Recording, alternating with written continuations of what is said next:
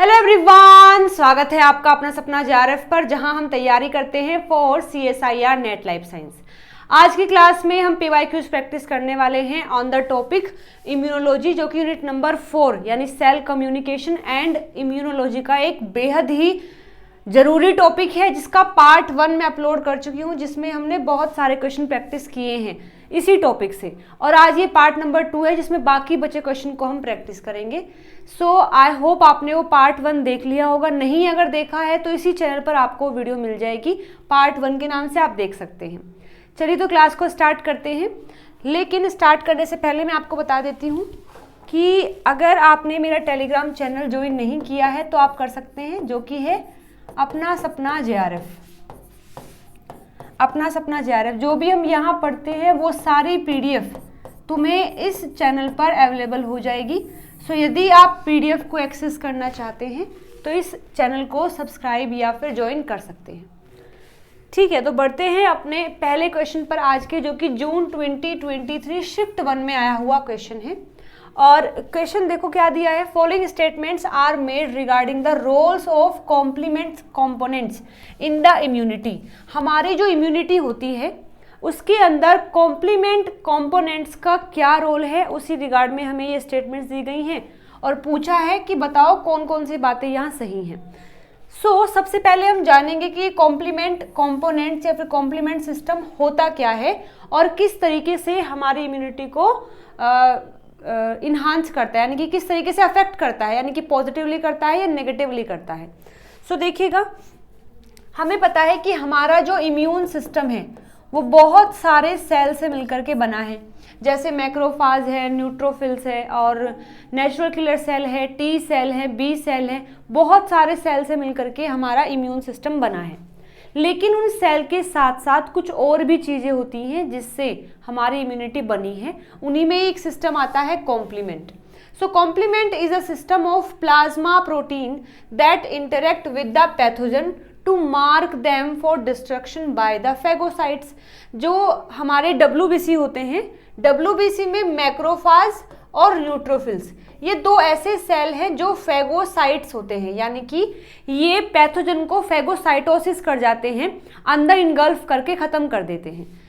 Basically जो complement system होता है, ये सेल की मेम्ब्रेन पर कुछ प्रेजेंट होने वाले या फिर सेल के अंदर प्रेजेंट होने वाले कुछ प्रोटीन होते हैं जो कि पैथोजन के साथ में इंटरेक्ट करते हैं और उनको फेगोसाइटिस के पास भेज देते हैं कि लो पकड़ो, अब तुम इनको खा लो। बात समझ आ गई है। बेसिकली और भी कई सारे रोल होते हैं, जैसे कि कॉम्प्लीमेंट सिस्टम का जो रोल है वो हम यहाँ देख रहे हैं। इन्नेट इम्यूनिटी, ऐसी इम्यूनिटी जो हमें बाय बर्थ मिली है, उस इन्नेट इम्यूनिटी में भी कॉम्प्लीमेंट सिस्टम का रोल होता है। और ऐसे ही जो इन्फ्लामेशन होता है, जो सूजन हमारी बॉडी में हो जाती है, वो भी एक तरीके का डिफेंस मैकेनिज्म ही होता है, उसे भी कॉम्प्लीमेंट सिस्टम करवाता है। इसके बाद जो APC होते हैं, एंटीजन प्रेजेंटिंग सेल, जो अपने सरफेस पर एंटीजन को प्रेजेंट करके T सेल को, B सेल को एक्टिव करते हैं, उनको भी इन्हांस करने में कॉम्प्लीमेंट सिस्टम का रोल होता है। इसके बाद जो एडेप्टिव रिस्पॉन्स है, जिसमें T सेल आ जाएंगे और B सेल आ जाएंगे, जो बेसिकली जो एंटीजन प्रेजेंटिंग सेल हैं, ये भी इन्हांस करते हैं एडेप्टिव रिस्पॉन्स को, T सेल को और B सेल को एक्टिव करके। अगेन यहाँ पर जो कॉम्प्लीमेंट सिस्टम होता है, ये भी एडेप्टिव रिस्पॉन्स में हेल्प करता है। इसके बाद ये जो एडेप्टिव रिस्पॉन्स है, इसी में T सेल का डिफरेंशिएशन होता है, जिसमें कई सारे टाइप के T सेल बनते हैं। इसी तरीके से कॉम्प्लीमेंट सिस्टम टिश्यू को रिपेयर करने में भी हेल्प करता है। कैसे रिपेयर करेगा? मानो कि अभी कोई भी इन्फेक्शन हुआ है और बहुत सारे वहाँ पर WBC बन गए हैं। जैसे वो इन्फेक्शन खत्म हुआ तो उसके बाद वहाँ पर जितने भी डेड बॉडी हैं प्रेजेंट, पैथोजन की है या फिर WBCs की है, होता क्या है कि मानो कोई भी पैथोजन है, वो फाइट कर रहा है, उसी के रिगार्ड में यहाँ मैक्रोफाज आ गया इससे फाइट करने के लिए, लेकिन दोनों की डेथ हो गई है। तो जहाँ पर इन्फेक्शन हुआ है, हम वहाँ देखते हैं कि बहुत सारी डेड बॉडीज पड़ी हैं, कुछ पैथोजन की हैं, कुछ हमारे जो WBC के सेल हैं उनकी होती हैं। सारा इन्फेक्शन खत्म होने के बाद ये कॉम्प्लीमेंट सिस्टम आकर के इनको भी यहाँ से हटाता है, जिसको बोलते हैं टिश्यू को रिपेयर करवाता है। ठीक है, और कैसे करवाएगा? एपोप्टोटिक करवा देगा, यानी कि जो अभी भी लिविंग है, मतलब जिन सेल की अभी डेथ नहीं हुई है लेकिन अब उनका कुछ काम है नहीं, क्योंकि जो इन्फेक्शन की वजह से वो बने थे वो इन्फेक्शन खत्म हो गया है, तो उनको एपोप्टोसिस करवा देगा। जिनकी डेथ हो गई है, जो मतलब वहाँ पर डेड हो गए हैं, उनको वहाँ से रिमूव करवा करके टिश्यू को रिपेयर करेगा। So these are all the function of complement system in innate immunity, in adaptive response, in tissue repair, in APCs. ठीक है, सो एक आइडिया हमें हो गया है कि कॉम्प्लीमेंट सिस्टम किस तरीके से हमारी इम्यूनिटी में मदद करता है। अब हम बातों को पढ़ना स्टार्ट कर रहे हैं और देख रहे हैं कौन कौन सी बातें सही हैं। देखिएगा, फर्स्ट में लिखा है binding of complement components to antigen presenting cells decrease their phagocytic ability and modulates cytokine secretion. ये बात तो गलत है। अभी हमने पढ़ा है कि कॉम्प्लीमेंट सिस्टम बाइंड करता है एंटीजन प्रेजेंटिंग सेल से, और बाइंडिंग करने के बाद वो डिक्रीज नहीं करता है बल्कि इंक्रीज करता है। यानी कि एपीसी पर जैसे ही कॉम्प्लीमेंट सिस्टम बाइंड हो जाता है तो एक तरीके से वो उसको इन्हांस करता है आगे एडेप्टिव रिस्पॉन्स को बढ़ाने के लिए। लेकिन यहाँ लिखा है डिक्रीज करता है, तो ये स्टेटमेंट बिल्कुल गलत हो जाएगी। ए गलत है तो हम इसको कट कर सकते हैं और इसको कट कर सकते हैं। देखिएगा, सेकंड में लिखा है complement components enhance the B cell mediated immune response by increasing the avidity with which a B cell binds to a complement bound antigen। बिल्कुल सही है। मानिए ये कोई एंटीजन है, ये कोई एंटीजन है, इससे बाइंड कर लिया है हमारे कॉम्प्लीमेंट कंपोनेंट ने। इसके बाद ये कॉम्प्लीमेंट कंपोनेंट जाकर के बी सेल को भी एक्टिव करने में हेल्प करते हैं। तो ये बात तो सही है कि कॉम्प्लीमेंट कंपोनेंट इन्हांस करता है B cell mediated immune response को, और B cell mediated immune response को ही हम बोलते हैं एडेप्टिव रिस्पॉन्स। तो इसको इन्हांस करने में ये हेल्प करता है। और कैसे इन्हांस करेगा? पहले कॉम्प्लीमेंट जो है ये बाइंड कर जाएंगे एंटीजन से, उसके बाद बी सेल से बाइंड करके उनको एक्टिव करेंगे। ठीक है, सो यानी अपना बी स्टेटमेंट भी सही है, बी सही है। ठीक है, दोनों में बी है। बी सी में लिखा है immature T cells are protected from the natural antibodies and complement mediated lysis by provision of additional sialic acid residue on their cell surface glycoprotein. ठीक है, अभी इसको एक बार मैं पेंडिंग में रखती हूँ, पहले ई को बताती हूँ। ई में क्या लिखा है? During the contraction phase of immune response excess lymphocytes that were made during the antigen induced expansion are eliminated by the apoptosis with the help of C1q complementary component. ये जो कॉम्प्लीमेंट्री सिस्टम हम पढ़ रहे हैं उसमें भी further 3 type आते हैं, बताऊंगी मैं अभी। एक क्लासिकल होता है, एक अल्टरनेटिव होता है, एक लेक्टिन बाइंडिंग होता है। सो इसमें लिखा है कि जब इन्फेक्शन हुआ होगा उस दौरान बहुत सारे लिम्फोसाइट्स वहाँ बन गए होंगे ताकि उस इन्फेक्शन से लड़ा जा सके। लेकिन जैसे ही वो इन्फेक्शन खत्म हो गया, सो उसको बोलते हैं कॉन्ट्रैक्शन फेज। ठीक है, during the contraction phase of immune response excess lymphocytes that were made during the antigen induced expansion. एक होता है एक्सपेंशन फेज। एक्सपेंशन फेज में क्या होता है कि अभी इन्फेक्शन हो रहा है, चला हुआ है, तो बहुत सारे लिम्फोसाइट्स बन जाते हैं, उसे बोलेंगे एक्सपेंशन फेज। तो एक्सपेंशन फेज में जो एंटीबॉडीज बनी है या फिर जो सेल्स बने हैं, अब आ गया है कॉन्ट्रैक्शन फेज, यानी कि अब इन्फेक्शन खत्म हो गया है तो अब चलेगा कॉन्ट्रैक्शन फेज। कॉन्ट्रैक्शन फेज में बहुत सारे सेल हैं, लिम्फोसाइट्स हैं, लेकिन अब वो कुछ काम के हैं नहीं क्योंकि सारा इन्फेक्शन खत्म हो गया है। तो अब यहाँ पर उनका एपोप्टोसिस करवा दिया जाता है with the help of complement component. तो ये बात तो सही है। चलिए एक बार फिर से इसको क्लियर करती हूँ, जब तक मैं क्लियर नहीं कर देती मुझे शांति नहीं पड़ेगी। ठीक है, एक बार फिर से बताती हूँ। जैसे मानिए यहाँ पर कोई इन्फेक्शन हुआ है,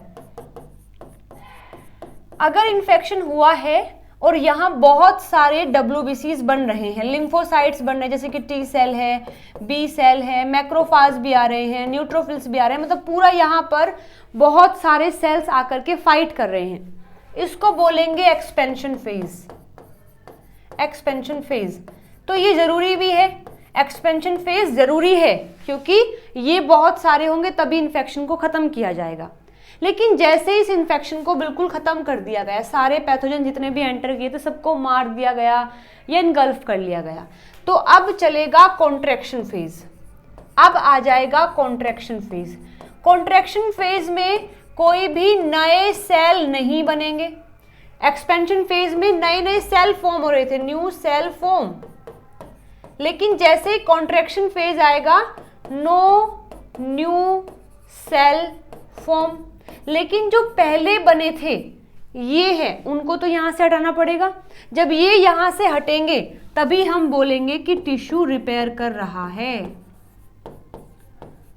टिश्यू रिपेयरिंग कब होती है? जब इन्फेक्शन तो खत्म कर दिया गया है, लेकिन जिसने इन्फेक्शन खत्म किया है उसको भी यहां से हटाया जाएगा, तब जाकर के टिश्यू रिपेयरिंग होगी। और टिश्यू रिपेयरिंग में भी कौन हेल्प करता है? Complement component. ये कॉम्प्लीमेंट कंपोनेंट आकर के जितने भी एक्सेस लिम्फोसाइट्स थे उन सबका एपोप्टोसिस करवा देता है, उनको रिमूव करवा देता है, जिस वजह से फिर यहाँ टिश्यू आकर के नए सेल बना करके रिपेयरिंग करते हैं। सो ई वाली बात तो अपने बिल्कुल सही है। ऐसे ही लिखा है कि जब कॉन्ट्रैक्शन फेज आता है इम्यून रिस्पॉन्स का, तो वहां जो एक्सेस लिम्फोसाइट्स है जो कि बनी थी, कब बनी थी? जब एंटीजन इंड्यूस एक्सपेंशन हुआ था, तो उनको एलिमिनेट कर दिया जाएगा बाय एपोप्टोसिस। और ये कौन करवाएगा? ये कॉम्प्लीमेंट सिस्टम करवाएगा। तो ये बात सही है, यानी ई सही है और ई भी दोनों में दिया गया है। ठीक है, इसके बाद बी देखिए, बी तो हमने देख लिया, सी को देखना है। Immature T cells are protected from the natural antibodies and complement mediated lysis। यानी कि यहाँ पर कॉम्प्लीमेंट सिस्टम ने जो एंटीबॉडीज या फिर जो सेल को डिग्रेड किया है वो ऐसे सेल थे जो अपना काम कर चुके हैं, यानी कि ऐसे टी सेल या बी सेल थे जिनका काम खत्म हो गया है। तो ये तो सही है कि जिनका काम खत्म हो गया उनको हटाया जाए। लेकिन ऐसे सेल जो अभी काम करने के लिए जा रहे हैं, उन्होंने अपना काम नहीं किया है, सो ये कॉम्प्लीमेंट सिस्टम उनको भी डिग्रेड कर सकता है, लेकिन वहां पर सियालिक एसिड को लगा दिया जाता है। जो इमेच्योर टी सेल्स हैं जिसने अपना अभी काम करना है, उनको डिग्रेड नहीं करना है क्योंकि इनको अभी काम करना है आगे जाके, तो उनके सरफेस पर सियालिक एसिड को ऐड कर दिया जाता है। और ये सियालिक एसिड इंडिकेशन देता है किसको?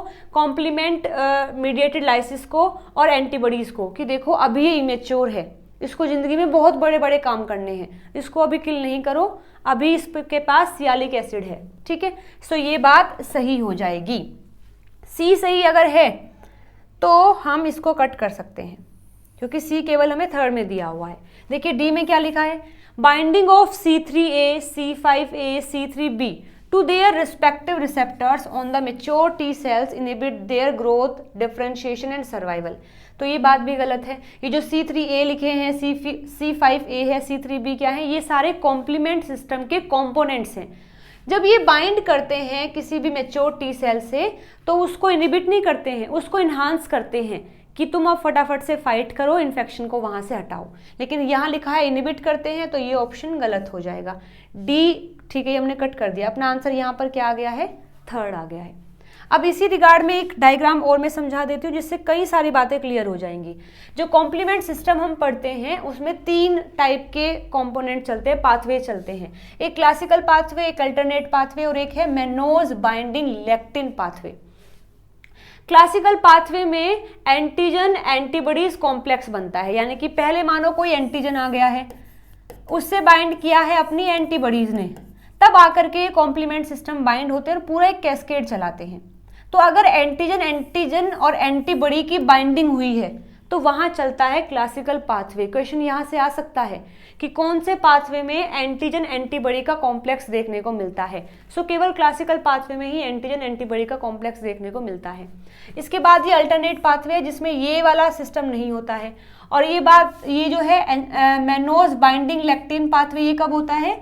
जब पैथोजन की सरफेस पर मैनोज होता है। अगर कोई ऐसा पैथोजन है जिसकी सरफेस पर मैनोज ये जो फैक्टर है प्रेजेंट है, तो वहां पर ये वाला पाथवे चलेगा।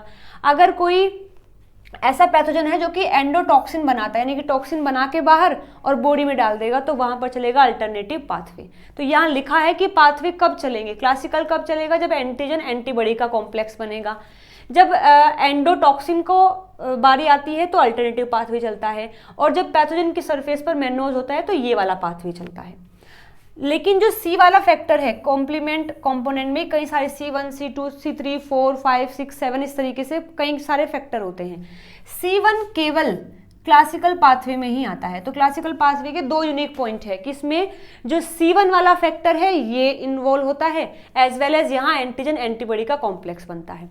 फिर C1, C4, C2 ये मिलकर के C3 कन्वर्टेज को एक्टिव करते हैं, जिससे C3 डिवाइड होता है C3A में, C3B में। इसके बाद ये मिलके एक्टिव करते हैं C5 कन्वर्टेज को, जो आगे जाकर के C5 को डिवाइड करता है C5A में, C5B में। फिर C5B ऐसे 6C है, 7 है, 8 है, 9 है, ये सब मिलकर बनाते हैं मैक, मेम्ब्रेन अटैक कॉम्प्लेक्स बनाते हैं। जैसे मानो कोई भी पैथोजन है तो ये कॉम्प्लेक्स बनकर पूरा इस पैथोजन की मेम्ब्रेन में पोर्स क्रिएट कर देता है, जिसको बोलते हैं मैक, यानी मेम्ब्रेन अटैक कॉम्प्लेक्स, और जिस वजह से पैथोजन की फिर डेथ हो जाती है। तो ये 3 पाथवे भी आपको याद रखने हैं जो कि कॉम्प्लीमेंट सिस्टम के अंदर देखने को मिलते हैं। नेक्स्ट क्वेश्चन 20 जून 2021 शिफ्ट 2 का क्वेश्चन है, और देखिएगा ये क्वेश्चन भी बेहद आसान है। इस क्वेश्चन में क्या पूछा है, virus infected cells are cleared by cytolysis by natural killer cells and cytotoxic T lymphocytes. Which of the following graph correctly represent the changes in the cell numbers of the 2 cells type during the course of a viral infection, considering that the virus is cleared by the 14th day? यानी कि virus का infection हो गया है, ठीक है।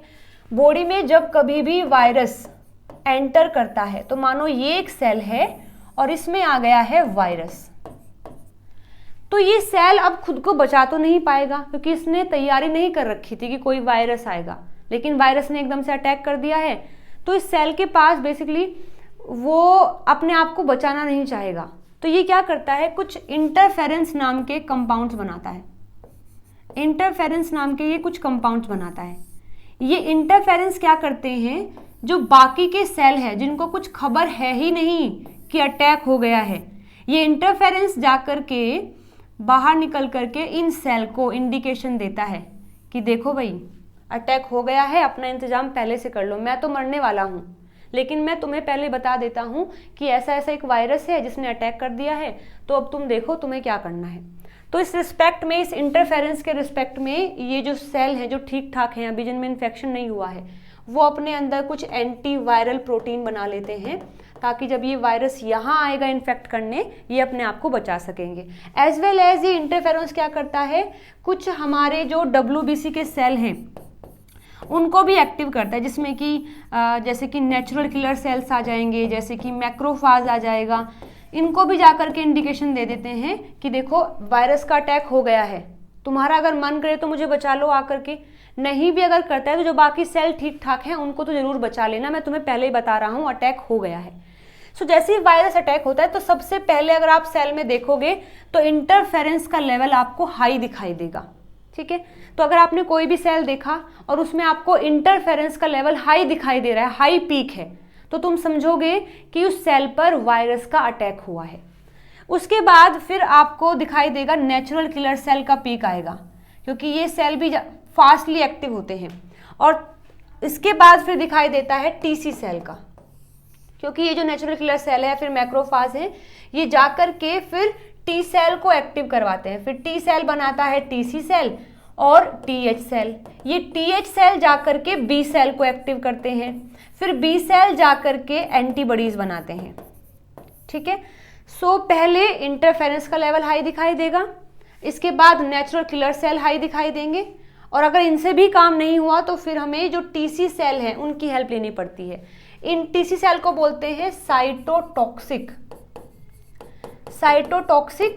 T cell बोलते हैं, और इनको हम CD8+ सेल भी बोलते हैं, क्योंकि इनके ऊपर जो मार्कर है, जो इनका इंडिकेशन है वो CD8+ होता है, जबकि TH सेल का होता है CD4+, ठीक है। सो ये साइटोटॉक्सिक सेल आकर के फिर उन सेल को खत्म करते हैं जिन पर इन्फेक्शन हुआ है, ठीक है जी। चलिए चीज़ों को मैच कर लेते हैं। जैसे ही इन्फेक्शन हुआ है तो सबसे पहले तुम्हें पीक दिखाई देगी इंटरफेरेंस की, लेकिन एज सच यहाँ इंटरफेरेंस का नाम नहीं दिया है, केवल नेचुरल किलर सेल और जो साइटोटॉक्सिक सेल है उनका दिया हुआ है। तो सबसे पहले जो तुम्हें पीक दिखाई देगी वो होगी नेचुरल किलर सेल की। अगर यहाँ पर देखें तो देखो दोनों में क्या दिखा दिया है कि नेचुरल किलर सेल और ये जो CD8+ वाले सेल हैं दोनों एक ही पीक में आएंगे, लेकिन ये बात तो गलत है। पहले कौन पीक पे आता है, पहले बनते हैं नेचुरल किलर सेल, पूरे हाई पीक पर होते हैं।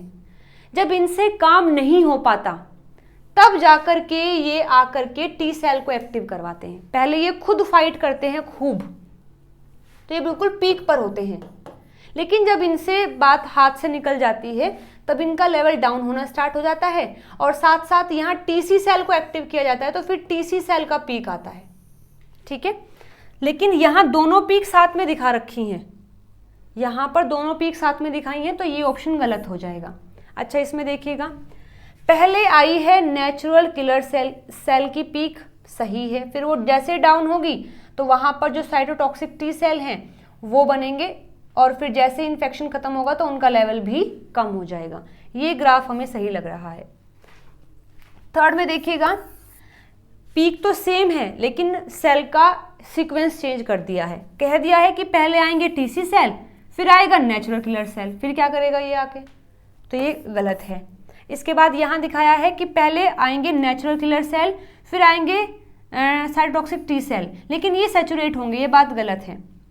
ये बिल्कुल डाउन हो जाते हैं, उसके बाद जाकर के ये सेल आते हैं। सैचुरेट नहीं होते, बिल्कुल इनका लेवल लो हो जाता है, बिल्कुल खत्म कर दिया जाता है इनको, तब जाकर के टीसी सेल आते हैं। तो ये ऑप्शन भी गलत हो जाएगा। हमारा आंसर होगा द सेकंड ऑप्शन। ठीक है, आई होप ये बात समझ आई है। अगेन जैसे जो बातें मैंने आपको अभी समझाई है उसी रिगार्ड में एक क्वेश्चन और है, पहले मैं उसी को समझा देती हूँ। हाँ, इस क्वेश्चन को देखिए। Given below are plots that show changing titers of natural killer cells, cytotoxic T lymphocytes specific to the virus, and interference alpha beta during a virus infection। यहाँ तुम्हें ग्राफ दिया हुआ है कि किसी वायरस ने अटैक कर दिया है तो किस टाइम पर किसकी पीक मिलेगी। सो अभी बताया मैंने, सबसे पहले कौन आता है, सबसे पहले मानो इस सेल पर अगर वायरस ने अटैक कर दिया है, सबसे पहले इंटरफेरेंस बनाता है ये सेल और जाकर के एक्टिव करता है, बाकी जो सेल है उनको एक्टिव करता है। या फिर जिस वायरस ने आकर के अगर यहाँ भी इन्फेक्ट कर दिया है तो इस सेल को करवा देगा एपोप्टोसिस, इसको किल करवा देगा। और बाकी जो इम्यून सेल्स होते हैं जैसे नेचुरल किलर सेल है, मैक्रोफाज है, उनको भी आकर के एक्टिव कराता है। तो सबसे पहले इंटरफेरेंस बनेंगे, इंटरफेरेंस के बाद फिर ये जो इम्यून सेल है ये एक्टिव होंगे और उसके बाद जाकर के फिर बाकी काम चलेगा। तो देखो यहाँ यानी कि सबसे पहले जो ए पर पीक दिखाई है ये क्या होना चाहिए, जो सबसे पहले पीक आएगी वो इंटरफेरेंस की आएगी। इसके बाद फिर बी में कौन आएगा, नेचुरल किलर सेल आएंगे।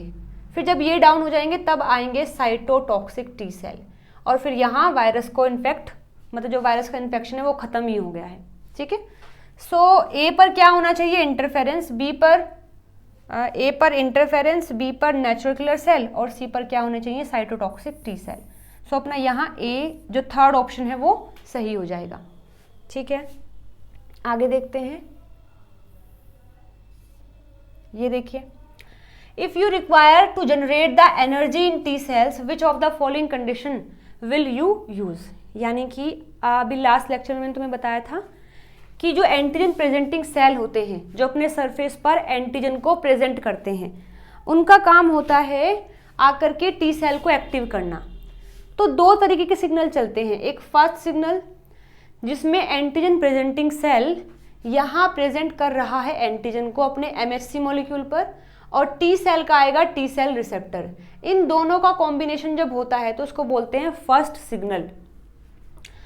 इसके बाद एपीसी इस चीज़ को और कंफर्म करने के लिए इसके पास कुछ लिगेंड्स होते हैं, कुछ रिसेप्टर्स होते हैं, इसको बोलते हैं सेकंड सिग्नल या फिर को स्टिमुलेटरी सिग्नल भी बोलते हैं। जब टी सेल को ये दोनों सिग्नल मिलते हैं तब जाकर ही टी सेल अपना रिस्पॉन्स करता है और आगे जाकर के बी सेल को एक्टिव करता है।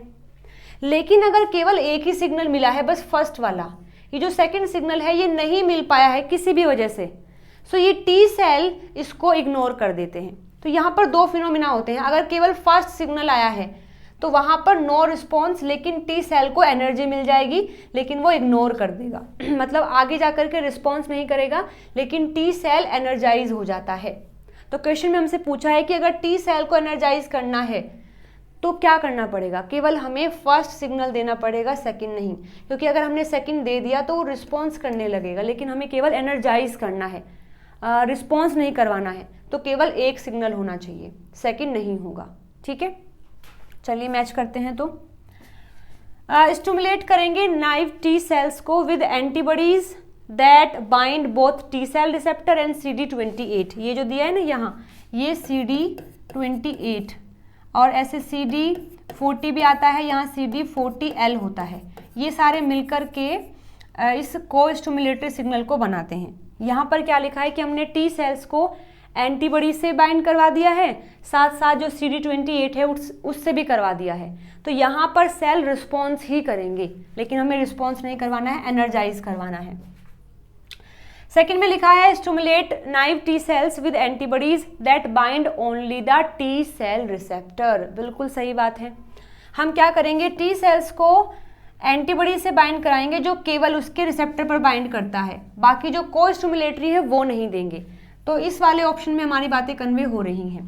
थर्ड में लिखा है stimulate naive T cells with antibodies that bind both T cell receptor and CD28 in presence of IL4। गलत, हमें दोनों पर बाइंड नहीं करवाना है, लेकिन यहाँ दोनों पर बाइंड है, टी सेल रिसेप्टर पर भी और CD28 पर भी। फोर्थ में क्या लिखा है, permit naive T sales interaction with activated macrophage in the presence of IL4। अगर हम मैक्रोफाज से इसको इंटरेक्ट करवाएंगे सो अगेन यहाँ पर भी एक्टिवेशन होगा, रिस्पॉन्स आएगा, हमें रिस्पॉन्स नहीं चाहिए, तो ये भी गलत हो जाएगा। आंसर हो जाएगा अपना सेकंड ऑप्शन। ठीक है, चलिए आगे बढ़ते हैं to the next question. June 2020 shift 2 का है। Which one of the following system form a chemical mediator that is involved in the mechanism of pain during inflammation. जब हमें सूजन हो जाती है कहीं पर भी तो उसमें पेन भी होता है, उसके लिए कौन से केमिकल रिस्पॉन्सिबल हैं? तो चलिए इसके बारे में जानते हैं। Bradykinin is among the major pain mediator during the inflammation. जब हमें सूजन हो जाती है, स्वेलिंग हो जाती है, उस दौरान अगर वहाँ पेन भी होता है, यानी वहाँ पर ब्रैडीकाइनिन नाम का एक केमिकल बना है जो ये काम करवा रहा है। Peripherally produced bradykinin alter the electrical function of the nociceptor sensory neurons that are the afferent initiator of the ascending signal of the sensory neural pathway for the pain perception। यानी जहाँ पर भी स्वेलिंग हुई है वहाँ पर जो sensory nerves होती हैं उनमें ये ब्रैडीकाइनिन क्या कराता है, स्टिमुलेशन करवा देता है, जिसकी वजह से फिर पेन होता है। जैसे इस डायग्राम में भी आप देख सकते हैं, मानिए इन्वायरमेंट से कोई एंटीजन आया है या फिर कोई एलर्जेंस आ गया है जो एलर्जी कोज करता है, तो ये आकर के क्या करेगा, हमारा जो रेस्पिरेटरी सिस्टम है, मानो ये अगर हमारे रेस्पिरेशन सिस्टम से आया है, नोज से होता हुआ हमारे थ्रोट तक जा रहा है, तो वहाँ पर क्या होता है कि जो रेस्पिरेटरी ग्लैंडुलर एपिथेलियम है जो उसको सेंस कर रहे हैं कि हाँ कोई एंटीजन आया है, तो ये इसके रिस्पॉन्स में क्या करते हैं कि नैनोजेनेसिस करवा देते हैं, जिसका मतलब होता है फॉर्मेशन ऑफ काइनिन्स, जिसको ब्रैडीकाइनिन भी बोलते हैं।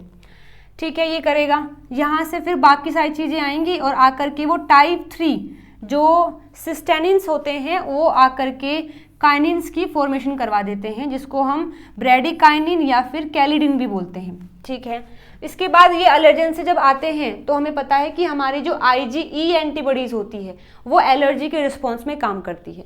तो अगर कोई एलर्जेंस आकर के बॉडी में एंटर करता है तो वहाँ पर ये जो IgE होती हैं, जो IgE मीडिएटेड जो मास्ट सेल है वो भी क्या करता है, हिस्टामिन को प्रोड्यूस करता है, प्रोटीएज को फॉर्म करता है, एज वेल एज साइटोकाइनिन्स को फॉर्म करता है। और ये जो प्रोटीएज बनाए हैं इस IgE मीडिएटेड मास्ट सेल ने, ये प्रोटीन्स क्या करते हैं, जाकर के अगेन यहाँ पर काइनिन्स की फॉर्मेशन करवा देते हैं।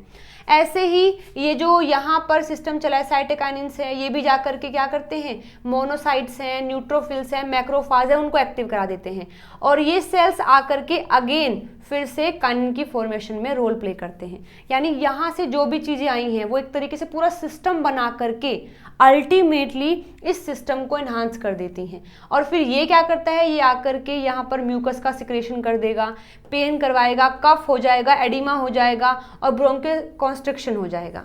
ठीक है, यानी कि अगर वो हमारे रेस्पिरेटरी सिस्टम से अंदर एंटर कर रहा है तो हमें कफ होगी। कफ से क्या इंडिकेशन आता है कि उन चीज़ों को बाहर निकालने के लिए चीज़ें चल रही हैं। एडिमा यानी कि वहाँ पर स्वेलिंग हो जाएगी, पेन भी हो सकता है, म्यूकस का सिक्रेशन हो जाएगा। तुमने देखा होगा जब कभी भी किसी को एलर्जी होती है किसी भी डस्ट पार्टिकल से तो उसको छींक आने स्टार्ट हो जाती हैं, वहाँ पर म्यूकस का सिक्रेशन होता है। तो बेसिकली ये भी एक बॉडी का डिफेंस मैकेनिज्म होता है। और जो ब्रोंकस होती हैं वो भी कॉन्ट्रैक्ट हो जाती हैं बिल्कुल, ताकि जो भी इन्फेक्शन आया है वो बॉडी में अंदर ना चला जाए। तो ये सारे काम किसने करवाए हैं? ये सारे काम कराए हैं ब्रैडीकाइनिन ने। सो बेसिकली यहाँ हम लिख सकते हैं कि जब इन्फ्लामेशन होती है उस दौरान जो पेन होता है वो किस वजह से होगा? वो होगा काइनोजन ब्रैडीकाइनिन सिस्टम से। ठीक है, ओके। बी सेल एक्टिवेशन कब होता है? जब एंटीबॉडीज बनानी होती है। यहाँ एंटीबॉडीज नहीं बनानी है तो ये गलत हो जाएगा। प्लाज्मिन फिब्रिनोलाइटिक सिस्टम ये कब होता है? जब हमें ब्लड की क्लोटिंग करवानी होती है। Again activated blood clotting system ये भी कब होगा? जब हमें ब्लड की क्लोटिंग करवानी है। ठीक है, तो ये सब इसमें आएंगे। आंसर अपना थर्ड हो जाएगा। ठीक है, आगे बढ़ते हैं to the next question. 2020 shift 2 का क्वेश्चन है, the immunoglobulin heavy chain that is rearranged first and is displayed on the surface of the early stage of B cell development is associated with। अगर आपने antibodies का structure पढ़ा है तो कुछ ऐसा होता है, ये हैवी चेन है और यहां आती है लाइट चेन, और ये एंटीबॉडीज जो है मुझे बी सेल पर एक्टिव करनी है। तो बी सेल में जब ये एंटीबॉडीज बनती है तो इसकी जो ये हैवी चेन है इसमें रीअरेंजमेंट होती है, इसमें थोड़ा चेंज आता है।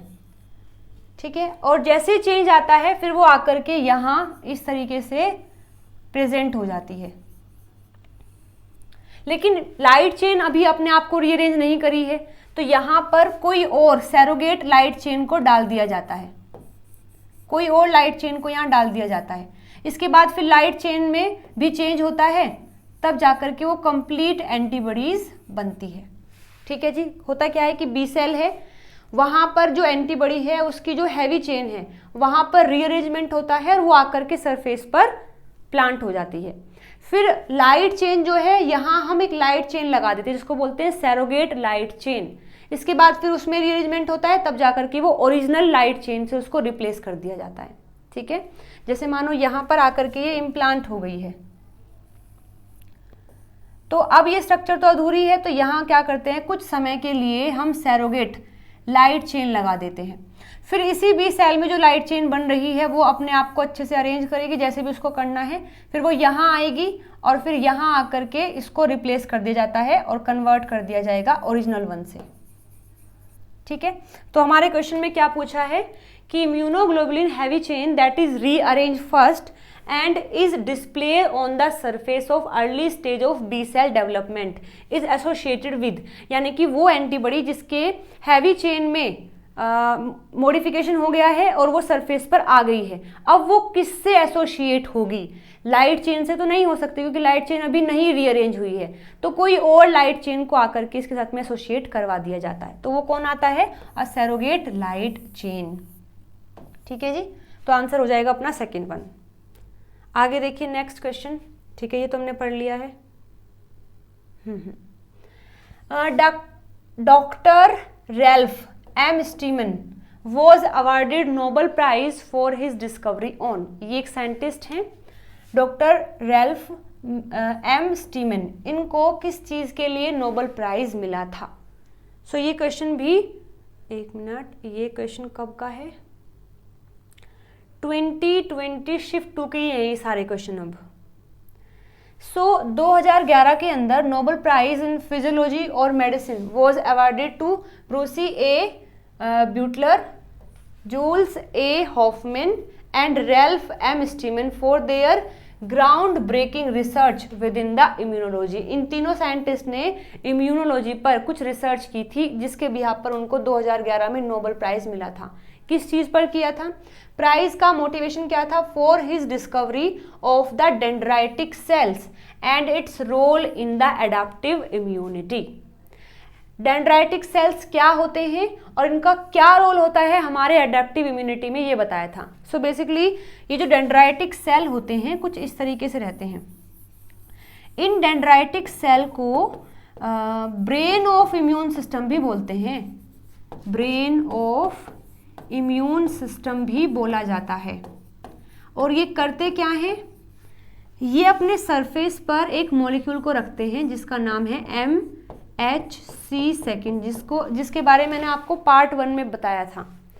और ये डेंड्राइटिक सेल क्या करते हैं? जो भी एंटीजन बॉडी में एंटर किया है उसको पहले फैगोसाइटोसिस करते हैं, ब्रेक करवा के अपने MHC2 पर यहाँ ऐसे रख लेते हैं।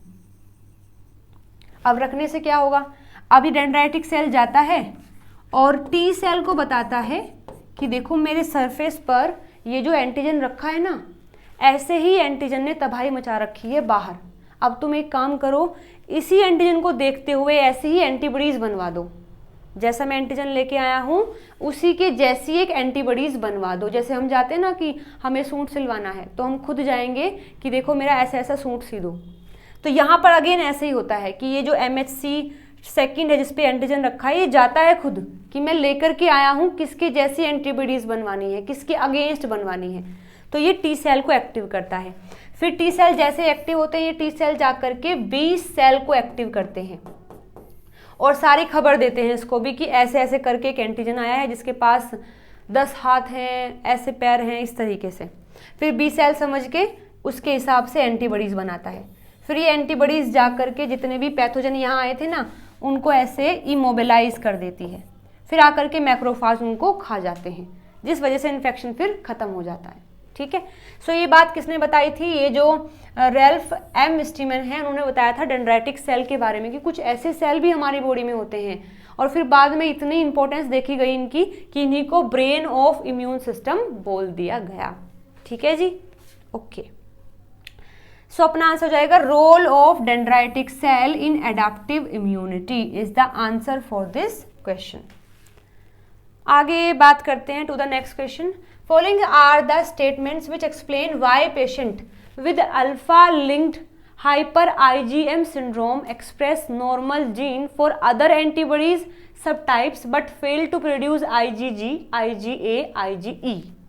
सो बेसिकली ये एक बीमारी होती है, सिंड्रोम है जिसका नाम है हाइपर IgM सिंड्रोम। ठीक है, नाम से इंडिकेशन है हाइपर, यानी IgM जो एंटीबॉडीज है उनका लेवल हाई हो गया है। उसी के रिगार्ड में आपको बताना है। तो देखो होता क्या है इसमें, ये जो IgM हाइपर IgM सिंड्रोम है जिसको हम HIgM बोलते हैं, इसमें होता क्या है, ये एक rare inherit primary immunodeficiency disorder है that cause low or absent level of serum IgG, IgA and IgE while serum IgM level are normal। देखो होता क्या है, अभी हम देख के आए हैं कि बी सेल क्या बनाते हैं, बी सेल बनाते हैं एंटीबॉडीज। देख के आए ना अभी कि डेंड्राइटिक सेल, फिर टी सेल एक्टिवेशन, फिर बी सेल। बी सेल क्या बनाता है, एंटीबॉडीज बनाता है। सो बी सेल पर जो सबसे पहले एंटीबॉडी बनती है वो होती है IgM। ये प्राइमरी एंटीबॉडी है जो बी सेल बनाता है।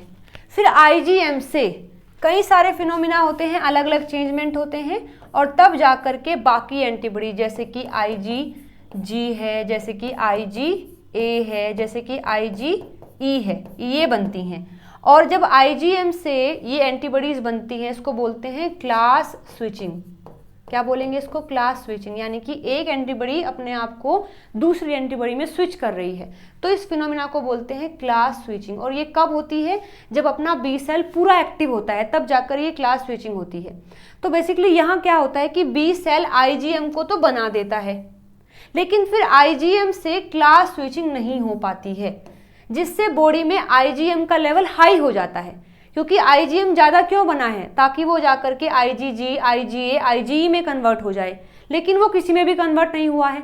तो बॉडी के अंदर IgM का लेवल तो हो जाता है हाइपर, हाई, लेकिन इनसे ये नहीं बने हैं तो इनका लेवल बिल्कुल ही लो हो जाता है। ठीक है, सो इसमें लिखा भी है कि लो और बिल्कुल absent level of IgG, IgA and IgE, जबकि सीरम के पास IgM का लेवल क्या होगा, नॉर्मल या फिर नॉर्मल से भी ज़्यादा।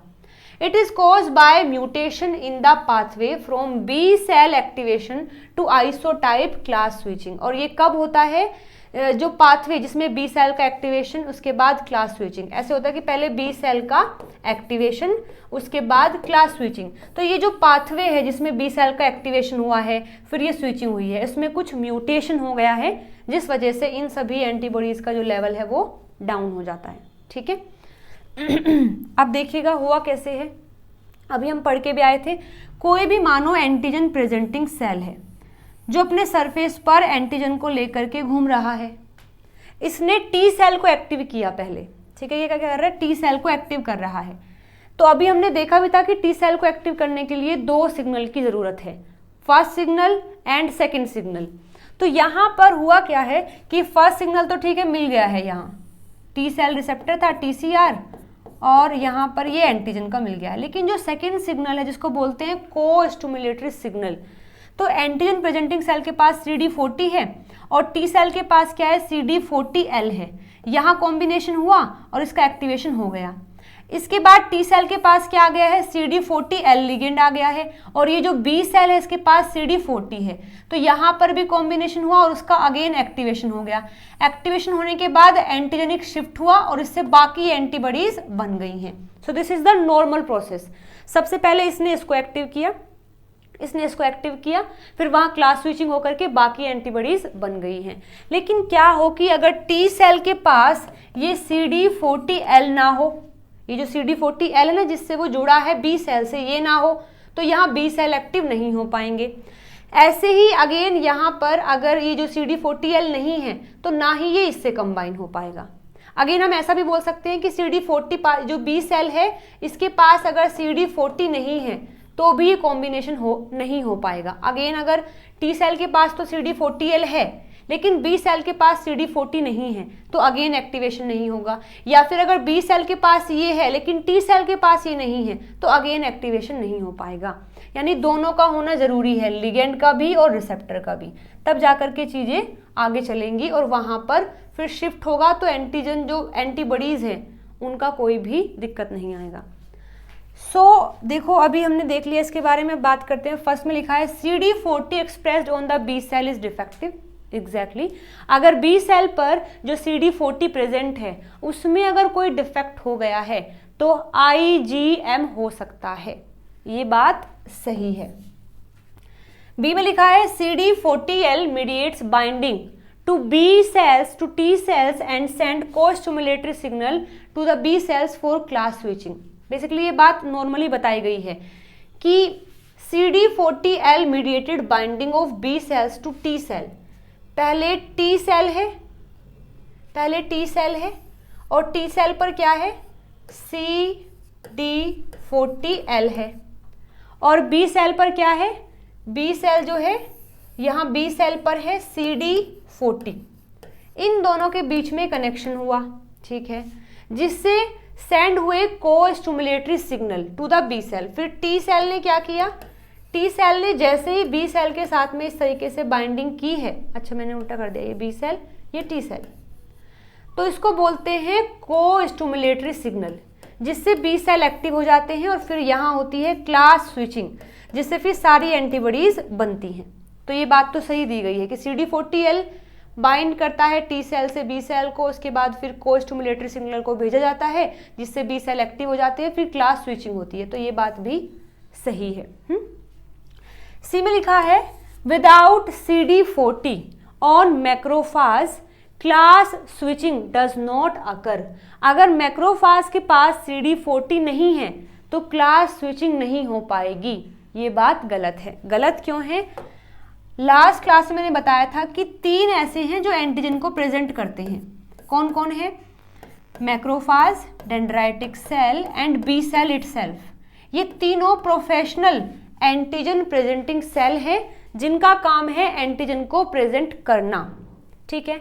अब मानो अगर मैक्रोफाज में कोई दिक्कत आ गई है तो डेंड्राइटिक सेल एक्टिव कर देगा, बी सेल एक्टिव कर देंगे, तो क्लास स्विचिंग तो हो जाएगी, है ना।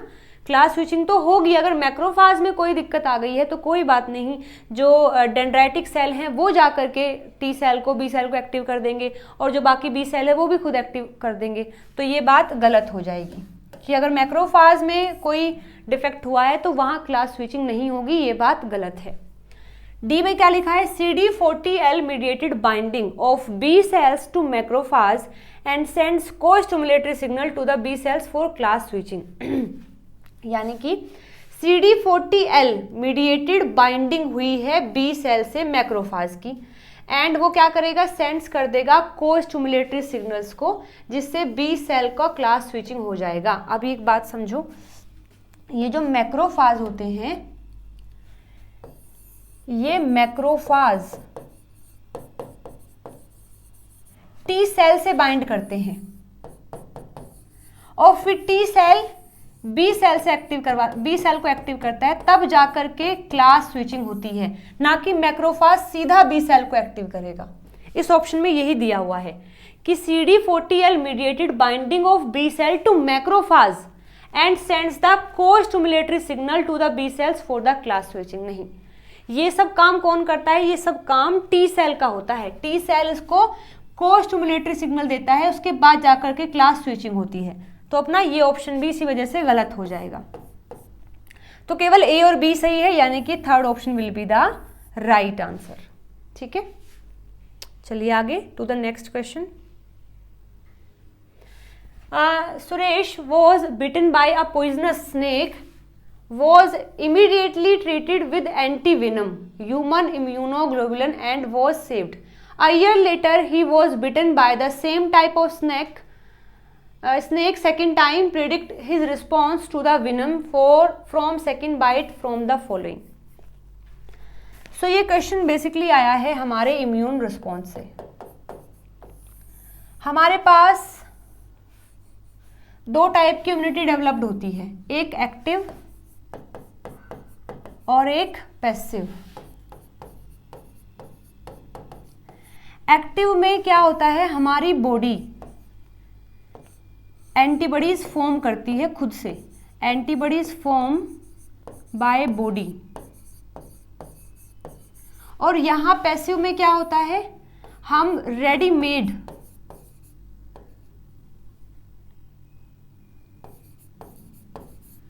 रेडीमेड एंटीबॉडीज प्रोवाइड करते हैं टू द बॉडी। यानी यहां तो अपनी बॉडी खुद एंटीबॉडीज बना रही है किसी भी पैथोजन के रिस्पॉन्स में, और यहां हम बाहर से बनी हुई एंटीबॉडीज अपने बॉडी में दे रहे हैं। यहां दो तरीके होते हैं, एक नेचुरल एंड आर्टिफिशियल। नेचुरल में क्या होता है कि एक्सपोजर ऑफ पैथोजन, जैसे मानो किसी पैथोजन ने मेरे ऊपर अटैक कर दिया है, कोई बैक्टीरिया ने अटैक कर दिया है, मेरी बॉडी क्या करेंगी, उसके रिस्पॉन्स में एंटीबॉडीज बनाएंगी। सो मेरी बॉडी ने खुद से एंटीबॉडीज बनाई है, यानी कि एक्टिव, और बिल्कुल नेचुरल है। वो जो पैथोजन आया है वो कोई लेकर के नहीं आया है मेरी बॉडी में कि किसी ने इंजेक्ट कर दिया है, नेचुरली वो बॉडी में आया है। सो उसको बोलते हैं नेचुरल एक्टिव इम्यूनिटी। एक होता है आर्टिफिशियल, यहां पर हमने क्या किया है, वैक्सीनेशन कर दिया है। यहां हमने वैक्सीनेशन किया है, यानी कि हमने आर्टिफिशियली बैक्टीरिया को बॉडी में डाला है।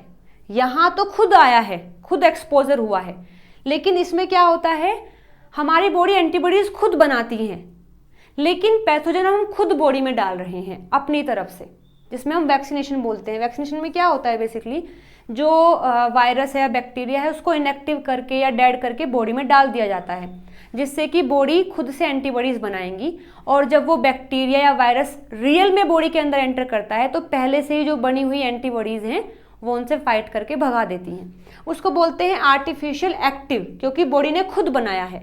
अब यहाँ पैसिव में क्या होता है, रेडीमेड एंटीबॉडीज हम देते हैं। इसके भी दो तरीके हैं, नेचुरल एंड आर्टिफिशियल।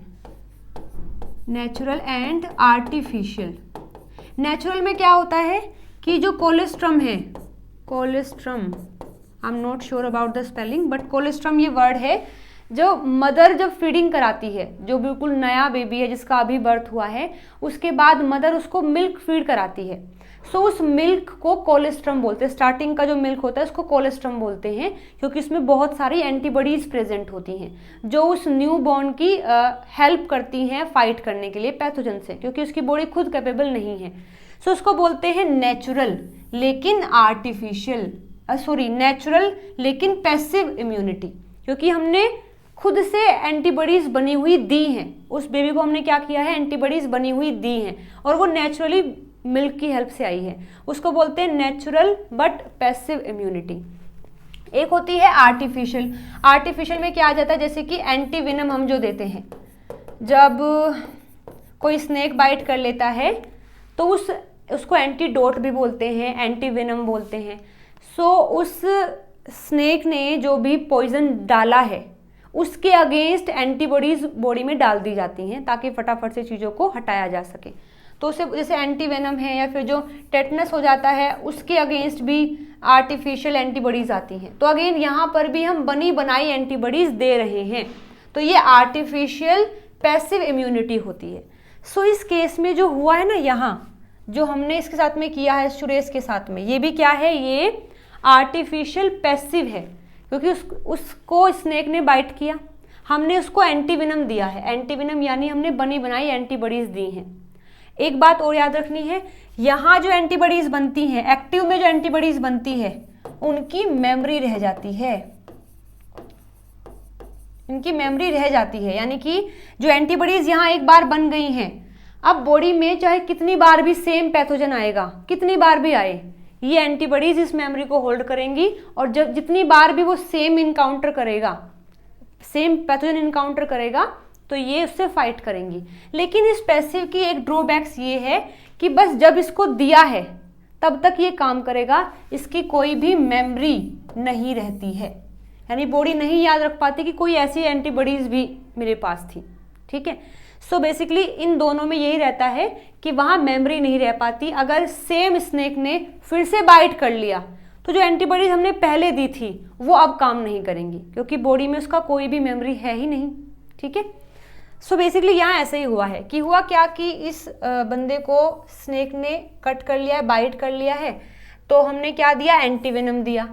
उसके बाद 1 साल के बाद फिर से उस सेम बंदे को सेम स्नेक ने बाइट कर लिया है, तो अब क्या होगा, क्या होना है, he will be equally sensitive as the first encounter because there would be no recall of the first encounter. Exactly, ठीक है, वो बंदा अभी भी उतना ही सेंसिटिव है जितना कि वो फर्स्ट इनकाउंटर में था, क्योंकि हमारी बॉडी के पास उस फर्स्ट इनकाउंटर की कोई भी रिकॉलिंग नहीं है, कोई भी मेमोरी है नहीं, उसे याद ही नहीं है कि कुछ ऐसा भी हुआ था। उसे कब याद रहता है कुछ ऐसा हुआ था, जब उसके पास एंटीबॉडीज होती हैं फर्स्ट इनकाउंटर की, तब उसे याद रहता है कि हाँ ये काम पहले भी हुआ था क्योंकि मेरे पास इसके रिस्पॉन्स में पहले एंटीबॉडीज रखी हैं, तो बस वो उन्हीं को इस्तेमाल करके उसको किल कर देती है।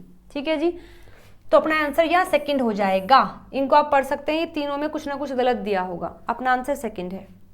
आगे next question, An antigen was injected into a mouse macrophage and antigen prime TH cells were isolated from this mouse to perform the following in vitro experiment. Okay, macrophages were treated with the antigen for an hour and then incubated with TH cell. अच्छा, होता क्या है, again same बातें repeat हो रही हैं। Macrophage है, macrophage क्या करता है, एक्टिव करता है टी सेल्स को, फिर टी सेल प्रोलिफरेट होते हैं टीसी में और टीएच में, यहाँ टीएच की बात की गई है।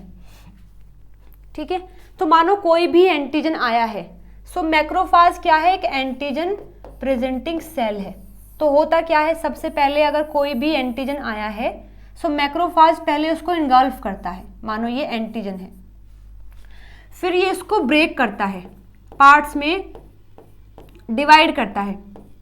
डिवाइड करने के बाद इसकी सरफेस पर एक मॉलिक्यूल जिसको हम बोलते हैं MHC सेकेंड, जितने भी एंटीजन प्रेजेंटिंग सेल होते हैं, आइदर डेंड्राइटिक सेल है या फिर मैक्रोफाज है या फिर बी सेल है, उनके सरफेस पर MHC2 मॉलिक्यूल होता है। ठीक है, सो अगेन इसने इसको डिवाइड कर दिया, पार्ट्स में डिवाइड कर दिया है, फिर ये इस एंटीजन का जो पार्ट्स है उसको अपने MHC सेकेंड पर यहाँ प्रेजेंट करता है, यहाँ ऐसे प्रेजेंट कर लिया है इसने। फिर ऐसे करके ये जाता है टी सेल के पास, टी सेल को एक्टिव करता है, टी सेल को एक्टिव करता है, उसके बाद फिर यहाँ टी सेल प्रोलिफरेट करके टीएच सेल बनाते हैं। यानी टोटल 4 स्टेप हुए हैं। 4 स्टेप में कौन कौन सा हुआ, सबसे पहले प्रोसेसिंग, प्रोसेसिंग हुई है, प्रोसेसिंग इन द सेंस कि मैक्रोफाज के अंदर जो एंटीजन है उसको ब्रेक डाउन कर दिया, प्रोसेसिंग हुई है। उसके बाद प्रेजेंटिंग हुई है,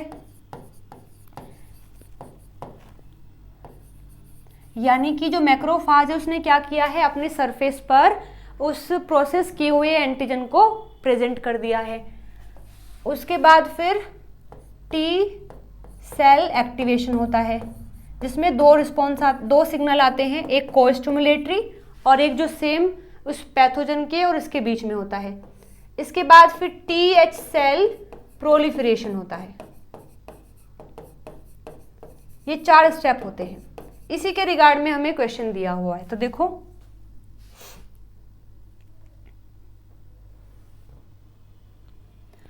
macrophage were treated with the antigen for an hour and then incubated with the TH cell.